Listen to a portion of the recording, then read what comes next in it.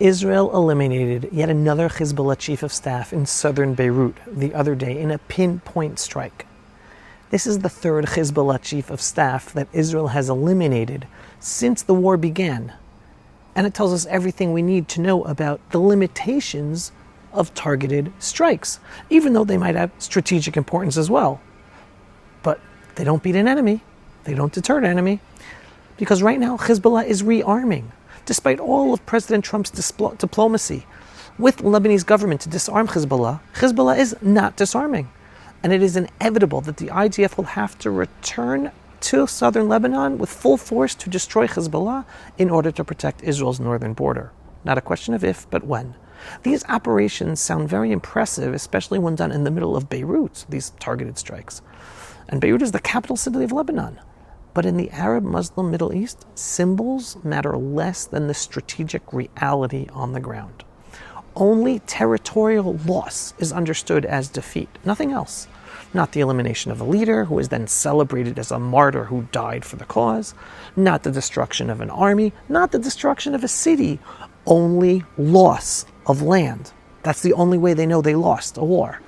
For years, the Israeli defense establishment convinced itself that pinpoint surgical actions, like what we just did in Beirut, would deter our enemies, that eliminating key figures would somehow break their will.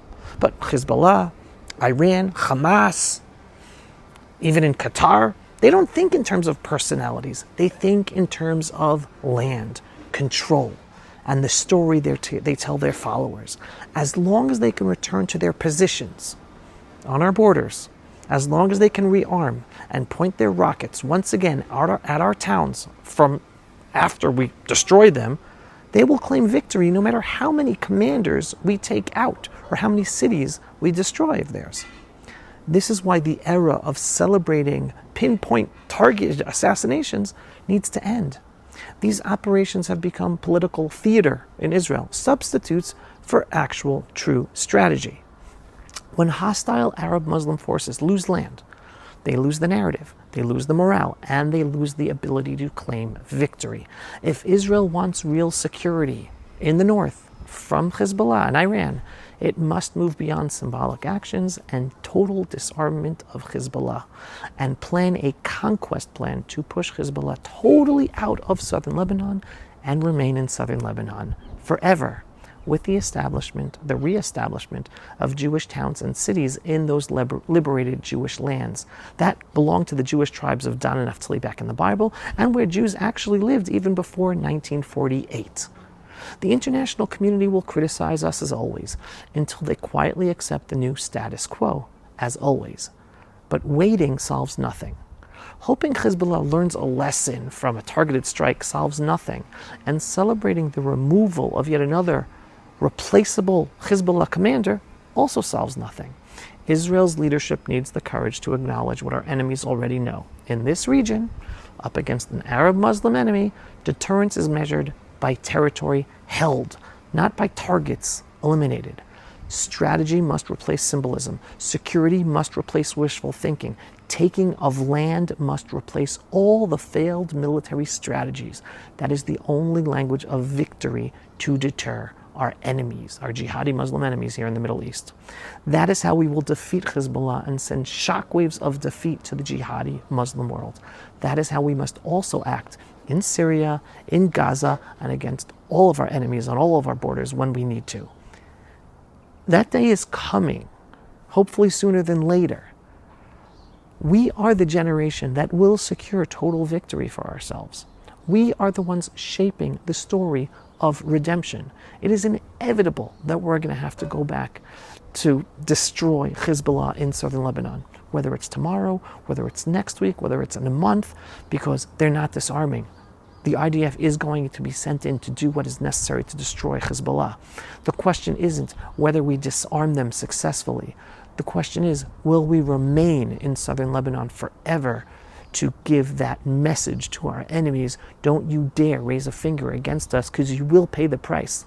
Not by being killed and going up to heaven as a martyr, but by losing that land and us reestablishing ourselves as the proud Jewish sovereign in our ancestral lands that we wouldn't have started if they wouldn't have started against us. But once you start against us and you're using that land to kill us, oh yeah, we're going to take it back for ourselves. That's the price. And that is how we're going to gain the respect of the jihadi Muslim world, to be able to put down their weapons and stop fighting against us. Only when they see us acting as the true ancestral Jewish people, connected to our identity, connected to our homeland, taking responsibility and acting appropriately as one should in the Arab Muslim East. Because if they beat us, they're massacring us, they're mass raping us, they're throwing us into the sea, and they're taking our land. And then the whole world will be quiet.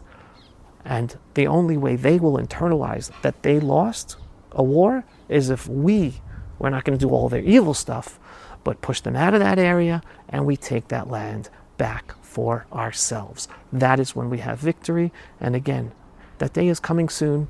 I don't know if it's going to be happening now with President Trump and Prime Minister Netanyahu, but if we don't have that total victory by taking our lands and giving them that message, it's going to be a repeat over a few years. And the younger generation of Jews and Israelis and fighters, we're going to make sure that actually happens sooner, better than later. Internalize this. That is how we're going to have peace in the Middle East and show the world how you deal with the jihadi Muslim enemy out to take over the whole world. Stick with Israel, stick with the Jewish people. We are here, the front line for the whole freedom-loving world. And remember, Am Yisrael Chai. If you are not yet a subscriber to our daily, belief-based, inspiring, politically incorrect, truthful videos about Israel, the Jewish people, and the freedom-loving world, what are you waiting for? Go to pulseofisrael.com and click to subscribe today. And yes, we are a donor-based operation. We need your donations for support in order to make these videos and get our videos seen and do all the work we do. So every once in a while, whether a large donation or a small donation, just go to pulseofisrael.com and click on the donate button. Shalom, everyone, and thanks for watching. Pulse of Israel, frontline videos from the Holy Land. Support our work by donating today.